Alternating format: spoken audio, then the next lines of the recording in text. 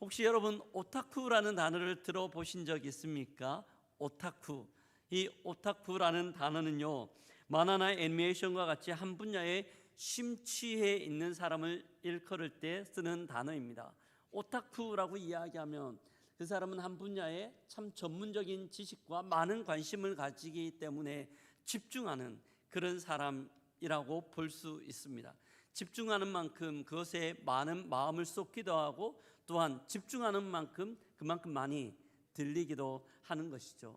어느 책에서 읽었던 이야기입니다. 등산 전문가와 또한 곤충학자가 함께 등산을 하고 있었어요. 물론 두 사람만 하는 것이 아니라 주위에 여러 사람들, 동료들이 함께 등산을 하고 있었습니다. 이 등산 전문가하고 또한 곤충학자가 함께 걸어가고 있는데, 갑자기 곤충학자가 걸어가던 길을 멈추고 나서 무슨 소리가 들리는데? 라고 이야기하며 숲을 안으로 들어가는 거예요.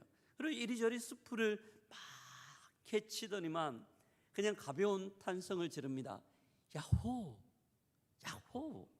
그러면서요, 숲에서 뭔가 하나를 끄집어 나오는데 그의 손바닥을 천천히 보니 아주 희귀한 딱정벌레가 한 마리 얹혀져 있었습니다.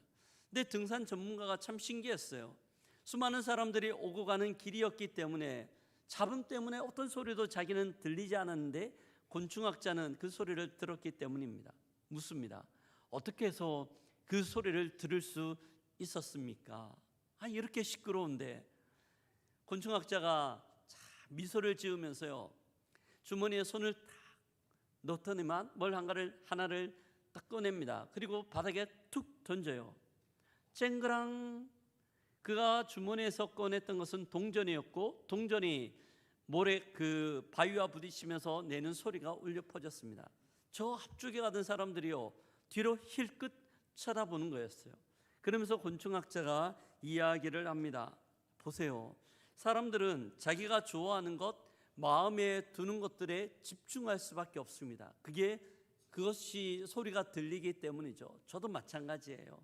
곤충학자로서 이 벌레들의 소리에 예민하기 때문에 쉽게 들을 수 있었습니다 라는 말을 했습니다. 사람들은 무엇을 좋아하느냐, 어디에 마음을 두느냐에 따라 그것이 귀에 들리기도 하고 눈에 들어오기도 하죠. 제가 익산에 처음 왔을 때요, 차를 타고 쭉 지났는데 어떤 느낌 들었는지 아십니까? 제일 먼저 뭐가 눈에 들어왔을까요? 수많은 교회들이에요. 야, 익산에 교회 정말 많다, 이런 생각이 마음에 들었습니다. 목사이기 때문에 어디를 가든지 마찬가지예요. 십자가가 제일 먼저 보입니다. 어쩔 수 없는 것 같아요. 제 마음이, 제 생각이 교회에 집중되어져 있기 때문입니다. 그리고 우리가 집중하는 것, 우리가 마음에 참 많이 간직하는 것이 결국 우리의 인생을 이루게 됩니다. 사랑하는 성도 여러분, 여러분들은 어떤 것에 집중합니까? 또한 어떤 것을 마음에 품고 살아가며 어느 것을 주로 보고 있습니까? 이것은 굉장히 중요한 질문입니다. 인생의 중요한 요소이며 또한 우리가 읽었던 말씀의 내용이기도 합니다. 오늘 우리가 읽었던 본문은요, 초대교회가 오순절 성령 강림 이후 폭발적으로 부흥하고 난 이후 어느 정도 안정기로 접어들고 있던 어느 시점입니다. 오후 3시 기도 시간이 되어 베드로하고 요한이 성전에 기도하기 위하여 올라가던 시점이었어요. 그때 마침 어느 한 사람과 함께 시선이 마주치는 사건이 일어납니다. 이 사건, 시선이 마주치는 사건으로 말미암아 한 사람의 인생이 완전히 바뀌어지는 은혜가 일어나는 것들을 봅니다. 도대체 이들이 바라보았던 시선은 어떤 걸까요? 어떤 일이 일어나는 걸까요? 저는 말씀을 통하여 이들의 시선들에 대하여 함께 살피며 어떻게 우리의 마음들을 어디에 두어야 할지 함께 주의 음성을 듣는 시간 되기를 주의 이름으로 기도드립니다. 아멘. 저는 오늘 본문을 통하여서요, 본문 가운데 나오는 3가지 시선들을 함께 살펴볼까 하는데요, 첫 번째 시선은 성전 민문에 앉아 구걸하던 사람의 시선입니다. 한 사람이 있었어요. 이 사람은 날마다 성전 민문에 와서 구걸하며 자기의 생계를 이어가던 사람입니다. 이 사람에 대한 자세한 프로필이 2절에 나와 있는데요. 2절을 같이 한번 읽어보도록 하겠습니다. 나면서 못 걷게 된 이를 사람들이 메고 오니 이는 성전에 들어가는 사람들에게 구걸하기 위하여 날마다 미문이라는 성전 문에 두는 자라. 이 사람을 보면요, 그는 태어날 때부터 한 번도 걸어본 적이 없는 장애를 가지고 있었습니다. 그러기에 사람들은 이 사람을 메우다가 성전 미문이라는 곳에 툭 두면 지나가는 사람들한테 구걸하는 거예요. 그걸로 그의 생계를, 그의 삶을 살아가는 사람이었습니다. 4장 22절에 보면요, 그의 나이가 40세쯤 되었다고 이야기합니다. 아마 짐작하건대 그는 수십 년간 날마다 이 성전 미문에 와서 지나가는 사람들에게 구걸하며 그 사람들이 던져주는 동전들로 자기의 끼니를 때우고 삶들을 살아가는 사람이었다고 볼 수 있겠습니다. 아마 그는 외쳤을 거예요. 저를 좀 도와주세요. 우리 주님은 부와 가부 가난한 자들의 친구가 되라고 하셨습니다. 저를 좀 도와주십시오. 그는 애절한 눈빛으로 사람들을 향하여 도움을 요청했지만 아마 그의 소리는 수많은 발자국 소리와 함께 수많은 사람들의 무관심 속에 그냥 흩어지는 연기처럼 그렇게 사라졌을 거라 생각합니다. 참 보기에 초라한 모습이라고 볼 수 있죠. 그런데 오늘 본문을 보면 참 아이러니한 대조를 이루는 것들을 봅니다. 왜냐하면 너무나 초라한 이 구걸하는 거린이 앉아 있었던 데가 그가 놓여져 있었던 장소가 성전 미문이기 때문입니다. 이스라엘의 그 당시 역사학자였던 요세푸스의 기록에 의하면 성전에 올라가는 수많은 문들이 있었다고 이야기해요. 그런 문들을 대부분은 금과 은으로 장식되어졌습니다. 너무나 멋지죠. 그런데요, 그 거린이 앉아 있었던 문은 조금 다르게 장식되어져 있었습니다. 그 문이 미문이잖아요. 영어로 하면 beautiful gate입니다. 한자로 아름다운 미자를 사용합니다. 아름다운 문이었어요. 특별히 그 문은 구리로 장식되어져 있는 문이었습니다.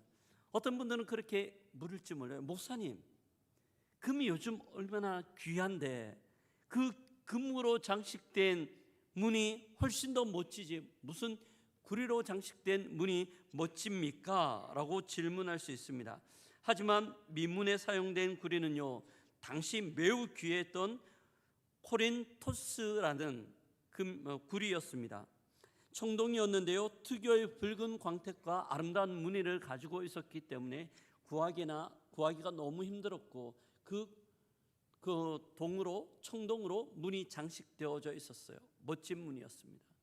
너무나 멋진 문 앞에 너무나 초라한 한 사람이 앉아 구걸하고 있는 거죠.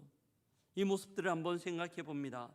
수많은 사람들이 하나님의 은혜를 구하기 위하여 들어가는 성전 문이지만 그에게는 하루를 살아갈 수 있는 돈을 구하는 장소였습니다. 그의 시선은 누가 나에게 돈을 좀 줄까? 어떤 사람이 나에게 동전을 던져줄까? 그것만 바라보고 있는 사람이었어요. 그런데요, 이 모습들을 보면 어쩌면 이 사람의 모습이 어쩔 수 없는 인생, 어쩔 수 없는 것 아닌가 생각할 수 있지만 아쉬움이 있습니다. 그의 인생 가운데 있는 또한 그의 시선 가운데 있는 결핍 두 가지 때문이에요. 그의 시선에는요, 두 가지가 결핍되어져 있는데 첫 번째는 지나가는 사람들을 바라보는 시선입니다. 하나님은 우리를 바라보며 하나님의 형상을 따라 하나님의 아름다움을 가지고 만드셨어요. 하지만 이 사람은요, 지나가는 사람들을 보며 그 하나님의 형상을 보는 것이 아니라 자기의 이기적인 시선, 계산된 시선으로만 바라보고 있습니다. 혹 저 사람 이 나에게 어떤 도움을 주지 않을까? 혹 저 사람은 너무나 잘 차려입었는데 나에게 동전을 좀 던져줄 수 있지 않을까? 그는 하나님의 형상으로 사람을 보는 것이 아니라 계산, 자기에게 도움을 주는 사람인가? 유익을 줄 수 있는 사람인지 그 필터들만 가지고 사람을 보았기 때문입니다. 하나의 결핍이에요. 또 한 가지의 결핍은요, 그 영적 결핍이라고 볼 수 있습니다. 그가 앉아 있었던 장소는 성전 미문이었습니다. 다른 말로 이야기하면 그 벽만 하나 넘어가기만 하면 그 벽만 하나 지나면 하나님의 영광과 아름다움들을 볼 수 있기 때문이에요. 수많은 사람들이 그 하나님의 은혜의 보좌 앞에 하나님의 도움을 요청하기 위하여 그 성전으로 들어갔지만, 그는 성전 바로 앞에 수십 년 동안 앉아 있었지만 성전 안에서 일어나는 일들에 대해서는 전혀 관심이 없었던 거죠.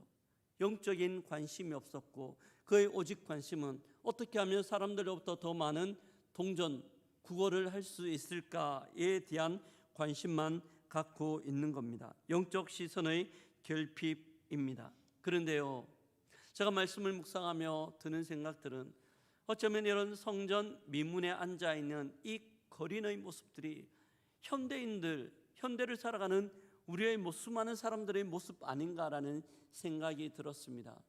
주님은 우리에게 무엇을 먹을까, 무엇을 마실까, 무엇을 입을까 걱정이나 염려하지 말라고 하심에도 불구하고 수많은 사람들은 걱정합니다. 그리고 그 걱정의 문제들을 해결하기 위하여 영원한 생명의 소리보다 당장 손에 잡히는 경제적 이익, 마치 그 곤충학자가 동전을 던졌을 때 동전 소리에 뒤를 돌아보았던 그 사람들처럼 그것에만 우리의 마음을 뺏기고 그것에만 집중하고 있기 때문입니다.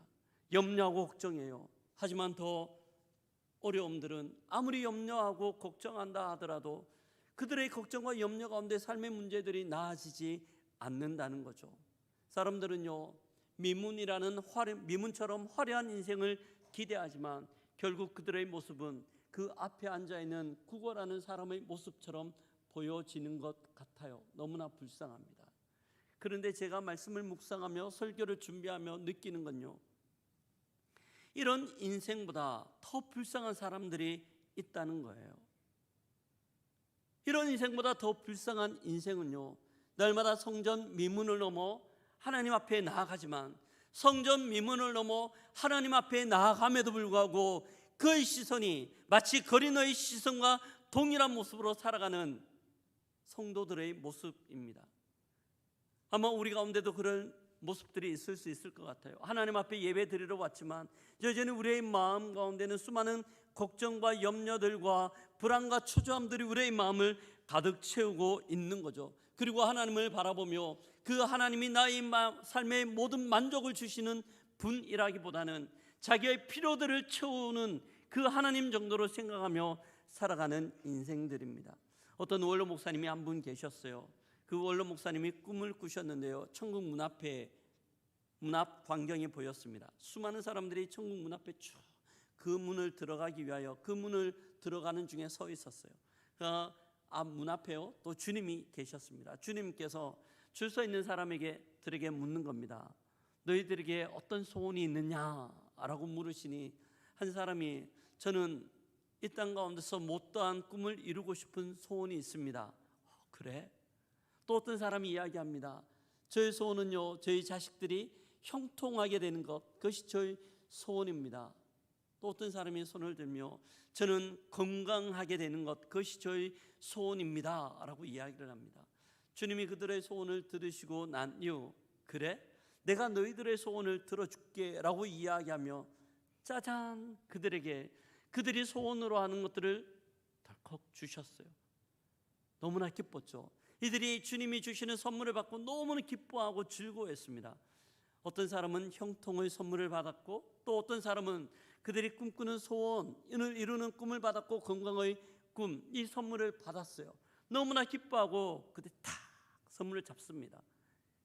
이 선물을 잡고 난 다음에 그 다음에 한 모습들은요, 천국 안으로 들어가는 것이 아니라 그 선물을 가지고 천국 안으로 들어간 것이 아니라 다시 그들이 왔던 길로 돌이켜 삶의 자리로 돌아갔다는 거예요. 사랑하는 성도 여러분, 어쩌면 이것이 우리의 모습 아닌가요? 주님을 바라보기에 주님을 바라보는 예배자로 우리가 나아가야 하고 또한 그런 모습이 우리의 모습이어야 함에도 불구하고 우리는 주님이 붙들고 있는 선물 보따리에만 우리의 시선을 고정시키고 있는 것 아닌가 하는 스스로의 질문입니다. 참 불편하기 짝이 없는 질문이지만 우리는 정직하게 이 질문 앞에 우리의 마음을 살펴보아야 합니다. 독일의 신학자이며 또한 목회자였던 보네포 목사님은요, 나를 따르라는 책에서 이 현대 교회의 특징들을 값싼 은혜라고 표현하고 있습니다. 값싼 은혜, 값싼 은혜가 어떤 것일까요? 자막을 같이 한번 띄워 읽어보도록 하겠습니다. 값싼 은혜는 제자도가 없는 은혜요, 십자가가 없는 은혜요, 살아계신 예수 그리스도 없는 은혜이다. 값싼 은혜라는 것은요, 주님이 쏙 빠졌어요. 또한 십자가의 은혜가 쏙 빠졌어요. 대신 자기를 부유하게 하고 자기에게 만족을 주는 것만 바라보고 또한 그것만 추구하는 것이 값싼 은혜라고 이야기하고 있습니다.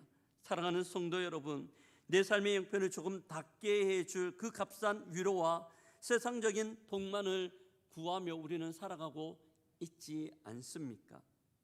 우리는 어떻습니까? 우리는 매주 성전에 올라와 하나님께 예배드립니다. 우리가 지금 예배의 자리에 있지만 우리의 시선은 어디를 향하고 있습니까? 우리가 예배드리면서도 우리의 시선이 여전히 거린과 같은 값싼 은혜에 우리의 마음이 집중되어져 있다라면 우리의 자리는 성전 미문에 앉아있는 그 거린의 자리, 그것이 우리의 자리일 수밖에 없습니다. 우리는 값싼 은혜가 아니라 예수 그리스도를 바라봐야 되는 주의 자녀, 하나님의 백성인 줄 믿습니다. 질문이에요. 그렇다면 어떻게 우리의 값싼 은혜가 아니라 하나님이 우리에게 주신 주를 향하여 우리의 시선들을 바라보고 또한 돌이킬 수 있을까요? 두 번째, 오늘 본문 가운데 나오는 베드로와 요한의 시선이 우리에게 그 답을 제시해 주고 있습니다. 베드로와 요한은요, 이제 오후 3시 기도 시간이 되어 성전 안으로 들어가고 있었습니다. 그때 그 풍경을 보면요, 수많은 사람들이 지나가고 있었고 또한 거린이 주위를 바라보며 사람들에게 외치는 소리가 들려지죠. 나를 좀 도와주십시오. 나를 좀 도와주십시오. 하지만 그 거린의 외침은 그냥 의미 없는 빛바랜 사진처럼 그렇게 느껴집니다. 우리가 길을 가다가 보면요, 또한 지하철이나 버스를 타다 보면 화려한 광고들이 보여요. 하지만 사람들은 그 색깔은 화려하지만 거기에 마음을 두지 않습니다. 그냥 그것은 보는 것이 아니라 지나가는 거예요. 거린의 모습 또한 마찬가지입니다. 무채색과 같은 이 거린의 모습이었는데요, 그런데 베드로와 요한의 시선으로 말미암아 이 거린의 모습들이 밝은 색깔로 색칠해지는 것들을 볼 수 있습니다. 4절 때문인데요, 4절을 같이 한번 읽어보도록 하겠습니다. 베드로가 요한과 더불어 주목하여 이르되 우리를 보라 하니. 다시 한 번만 더 읽습니다. 베드로가 요한과 더불어 주목하여 이르되 우리를 보라 하니. 먼저 베드로하고 요한이 주목해요. 여기서 쓰이는 주목하다라는 표현은요, 집중해서 보다라는 의미를 가지고 있는데요, 사도행전 1장에 보면 이 단어가 동일하게 쓰입니다. 예수님께서 부활 승천하시고 하늘 위로 올라가실 때 수많은 제자들이 하늘 위로 사라지는 예수님을 향하여 바라보니 할 때 쓰였던 단어가 이 단어와 동일해요. 베드로하고 요한은 집중하여 그 거린을 보고 있습니다. 뿐만 아니라 한마디 말을 덧붙여요. 우리를 보라 라고 이야기하고 있습니다. 우리를 보라. 베드로하고 요한이 거린을 바라보면서 이야기하는 거죠. 이 이야기를 들었을 때요, 거린이 어떤 느낌이었을까요? 지나가던 한 사람이, 두 사람이 우리를 보라고 이야기할 때 아마 그는 속으로 생각했을 거예요. 건수 건졌다. 야, 건수 건졌다.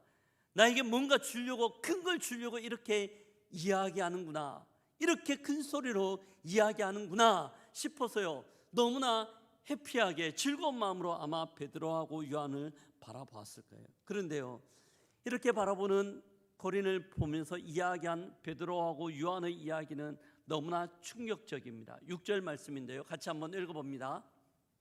베드로가 이르되 금과 은은 내게 없거니와. 여기까지입니다. 베드로가 뭐라고 이야기합니까? 은과 금은 내게 없다고 이야기합니다. 거린 어떤 마음이었을까요? 감정이 어땠을까요? 굉장히 기분 나빴을 것 같아요. 뭔가 줄 것처럼 나를 보라고 이야기해놓고 첫 마디는 은과 금은 내게 없다는 거예요. 그러면 왜 이 거린을 바라보며 집중하였으며 그에게 나를 보라고 한 이유는 무엇 때문일까요? 왜 베드로와 요한은 거린을 바라보며 금과 은을 주지도 못하면서도 이렇게 이야기한 걸까요? 그 이유는요, 그 이유는 거린에게 필요한 것이 무엇인지 그의 영혼의 결핍을 보았기 때문입니다. 그 영혼의 결핍을 보았어요. 그러면서 이야기하죠. 일어나 걸으라고 이야기합니다. 그런데 일어나 걸으라고 이야기할 때 거린이 들었을 때는 뭔 소리야 라고 생각했을 거예요. 하지만 일어나 걸으라고 이야기하는 것이 단순히 베드로와 요한의 이야기였다면 전혀 기대할 것들이 없지만 그렇지 않아요. 일어나 걸으라고 이야기하는 그 선포 가운데 앞에 한 부분이 더 있기 때문입니다. 6절 다시 한번 읽어볼까요? 베드로가 이르되 은과 금은 내게 없거니와 내게 있는 이것을 내게 주노니 나사렛 예수 그리스도의 이름으로 일어나 걸으라 하고. 아멘. 이 모든 것들은 나에게 없지만 나에게 있는 것 딱 한 가지 있다. 예수 그리스도의 이름. 그 예수 그리스도의 이름이 내게 있기에 일어나 걸으라. 아멘. 예수 그리스도의 이름으로 선포하는 줄 믿습니다. 베드로하고 요한은 알고 있었어요. 믿음으로 고백해요. 예수 그리스도의 이름에 능력과 권세가 있다는 것들을 그는 믿음으로 확신하고 있습니다. 사람들은 이 사람을 걷게 하지 못하지만 예수 그리스도의 이름의 능력에 권세가 있기에 능히 일어나 걷게 할 수 있음을 고백하며 선포하는 거죠. 왜 베드로와 요한이 이런 믿음이 있었을까요? 그것은 예수로 그들의 마음이 충만했기 때문이며 그들의 심령은 예수로 가득 차 있었기 때문입니다. 한마디로 이야기하면 예수 오타쿠예요. 예수 오타쿠. 그들은 예수 그리스도로 충만하며 거기에 집중하고 있었기 때문입니다. 사랑하는 성도 여러분, 우리의 모습은 어떻습니까? 베드로와 요한은 예수 오타쿠, 예수로 충만하여 그 사람을 향하여 일어나 걸으라고 이야기하는데 우리의 모습은 어떠한지에 대한 질문입니다. 세상은 우리에게 은과 금이 있냐고, 얼마나 있냐고 묻습니다. 그 질문 앞에 어떨 때는 우리는 위축되기도 하고 어떨 때는 우리는 실패자처럼 느껴질 때가 있습니다. 걱정과 염려가 우리의 마음을 붙들고 흔들어 놓을 때도 있어요. 금과 은이 없기 때문에. 왜 그래요? 금과 은이 우리에게 줄 수 있는 많은 유익들이 있거든요. 이게 필요 없는 것 아니죠. 너무나 우리의 삶들 가운데 유용하게 될 수 있는 부분이죠. 세상은 우리에게 금과 은이 있냐고, 얼마나 있냐고 묻습니다. 그 질문 앞에 우리는 위축됩니다. 저 또한 목사임에도 마찬가지입니다. 저도 한 번씩 지낼 때마다 저희 아이들이 중고등학교 때입니다. 강남에 살았는데 주위에 아이들이 참 많은 학원을 다녔어요. 부모 입장에서 저도 우리 아이들 좋은 학원에 공부 열심히 좀 시키고 싶은 마음이 들었습니다. 근데 학원비가 만만치 않아요. 학원비가 만만치 않아요. 어떻게 해야 될까 참 많이 고민할 때도 있었습니다. 저도 지내면서요, 수많은 환경과 여건들 가운데 머리가 복잡할 때가 있습니다. 이 문제 어떻게 하지 고민하며 염려할 때도 있습니다. 주님 우리에게 염려하지 말라고 이야기하는데 저는 염려하고 있어요. 그런데 이게 저의 모습만 그런 것 아니죠. 여러분도 마찬가지지 않습니까? 은과 금에 대한 염려들도 하고요, 수많은 문제들로 인하여 걱정할 때가 있습니다. 주님은 우리에게 염려하지 말라고 했는데 어떻게 해야 될까요? 어떻게 이 문제를 풀 수 있을까요? 어떻게 이 문제를 풀 수 있을까? 답을 찾기 이전에 먼저 베드로하고 요한은 어떻게 이 문제를 풀었는가에 집중해야 합니다. 베드로하고 요한을 한번 볼까요?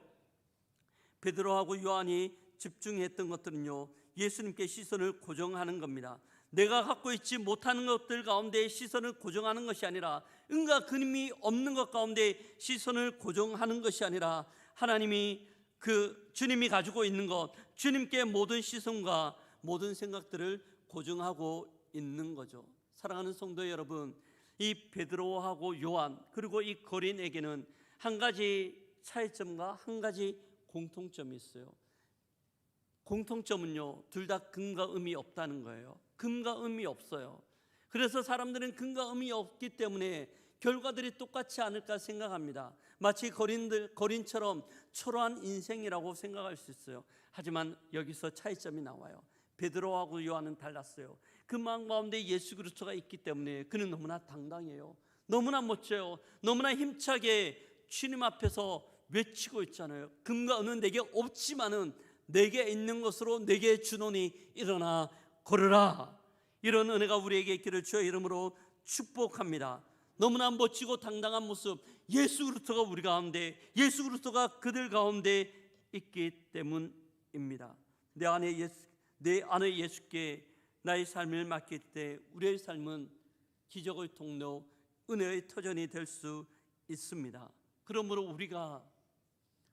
우리가 질문해야 하는 것은요, 내 안에 예수가 있는가?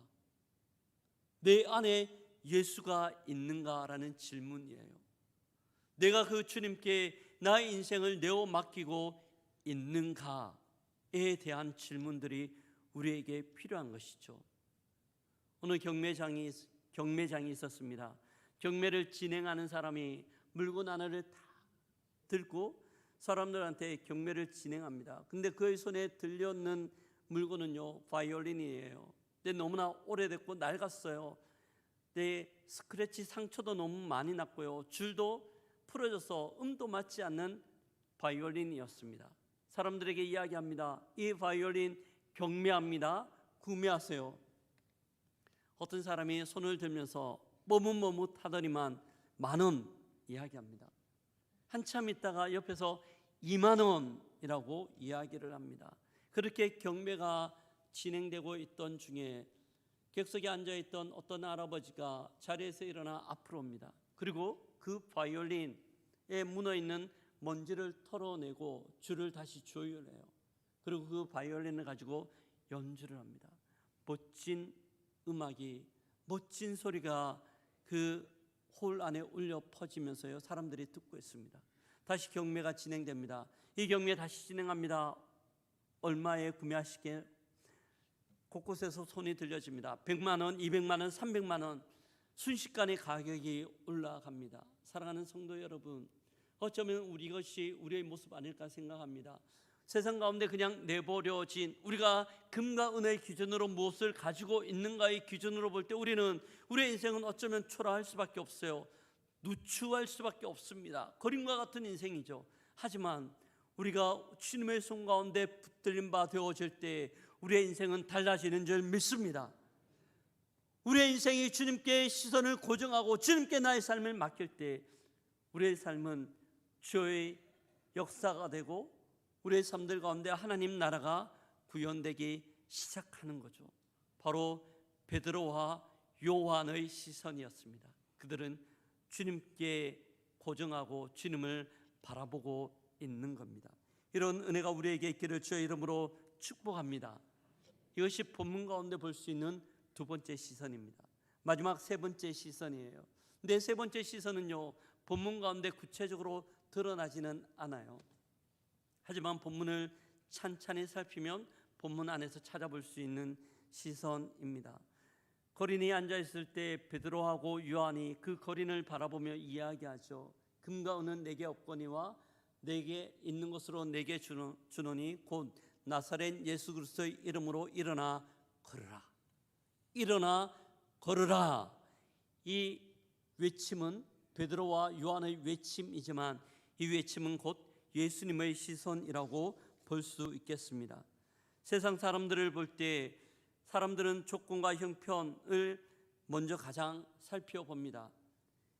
그 사람의 환경이 어떤지, 배경이 어떤지, 그 사람이 나에게 이익을 줄 수 있는지를 먼저 따지는 거죠. 그러나 예수님은 한 영혼을 보시며 그 영혼 안에 담겨진 상처와 아픔들 가운데 집중하시고 그것을 회복시키기를 원하시는 것이 예수님의 시선입니다.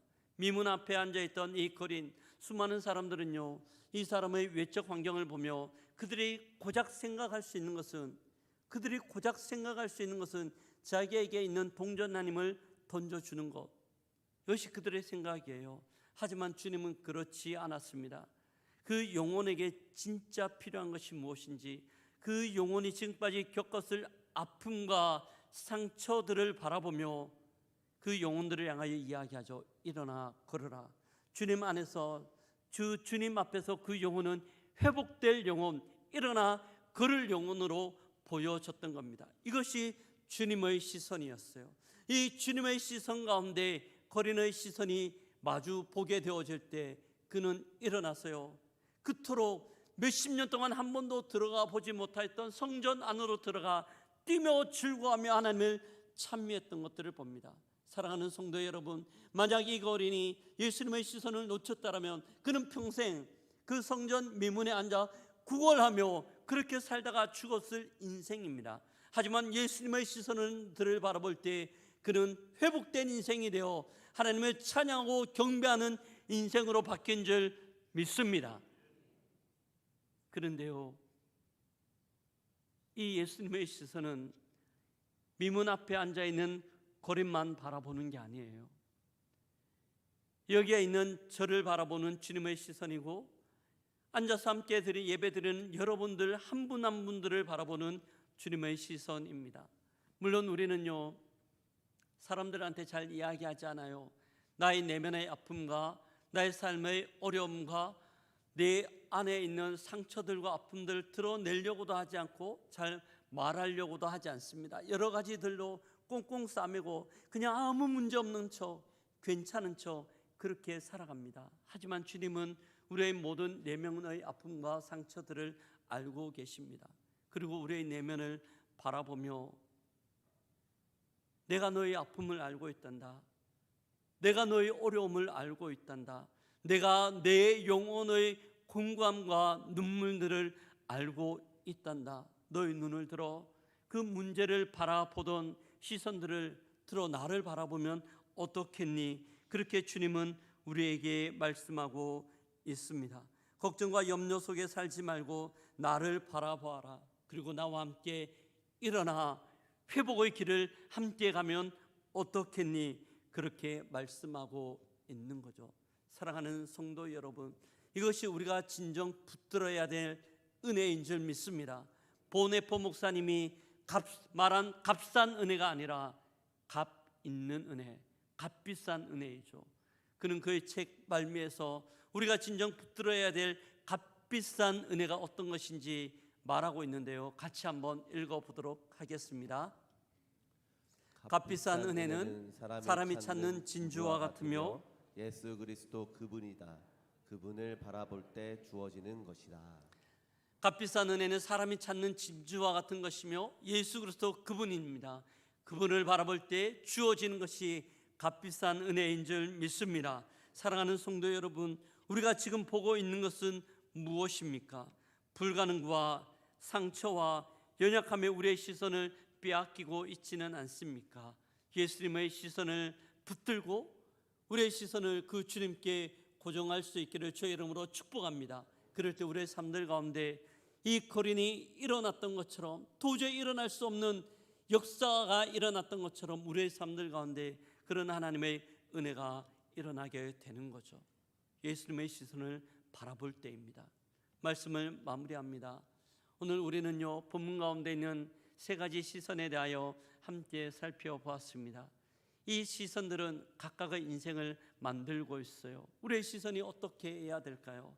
우리가 많이 부르는 찬양 제목 가운데 시선이라는 찬양이 있습니다. 이 찬양은 김명선 목사님이 작사 작곡을 했고 만들었어요. 이 곡을 만들 때는요, 김명선 전도사님이었습니다. 그의 삶들 가운데 참 어려움이 있었습니다. 재정적으로 너무나 열악했고, 또한 삶 가운데 이루 말할 수 없는 어려움들이 겹겹이 찾아와서 허덕허덕하고 있던 시기였습니다.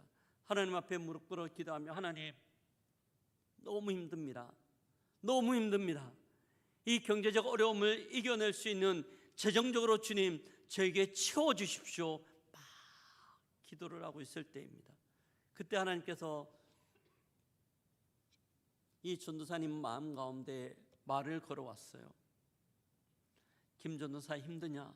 너무 힘듭니다. 이 어려움을 이길 수 있는 경제적 도움과 경제적인 도움들 부를 저에게 주십시오. 그렇게 이야기하고 있을 때 하나님께서 그의 마음 가운데 이야기합니다. 네가 바라보고 있는 그 어려움들, 네가 고정시키고 있는 그 어려움들의 시선들을 들어 나를 좀 바라보면 어떻겠니? 나를 좀 집중하면 어떻겠니? 그렇게 말씀을 하셨답니다. 그리고 기도를 계속하고 있으며 문제를 바라보던 시선들을 들어 주님을 바라보게 되었습니다. 그런데요, 그때 이루 말할 수 없는, 형용할 수 없는 평안과 내적 안정감이 그에게 찾아옴을 그는 경험하였습니다. 기도를 다 마치고 바로 곡을 쓰기 시작했는데요, 그것이 우리가 즐겨 부르는 찬양, 시선이라는 찬양입니다. 모든 시선을 주님께 드리고 살아계신 하나님을 느낄 때 내 삶은 주의 역사가 되고 하나님이 일하기 시작하네요. 아멘. 모든 시선을 주님께 드릴 때 우리의 삶은 하나님의 역사가 되는 거죠. 사랑하는 성도 여러분, 세상은 우리에게 은과 금을 바라보라고 이야기합니다. 하지만 주님은 우리에게 그 모든 시선을 거두어 주님을 보라고 말씀하고 있습니다. 문제를 보면 절망이 보이고 세상을 보면 염려가 보입니다. 하지만 주님을 바라볼 때 길이 보이는 줄 믿습니다. 주님을 바라볼 때 길이 보이는 줄 믿습니다. 사랑하는 성도 여러분, 이제 우리가 눈을 들어 주님을 바라볼 수 있기를 축복합니다. 주님께서 우리의 삶들 가운데 일하실 것들을 바라보며 모든 시선들을 주님께 고정시켜 역사의 현장 가운데 주인공으로 우뚝 설 수 있는 우리 모두가 되기를 주의 이름으로 기도드립니다. 아멘.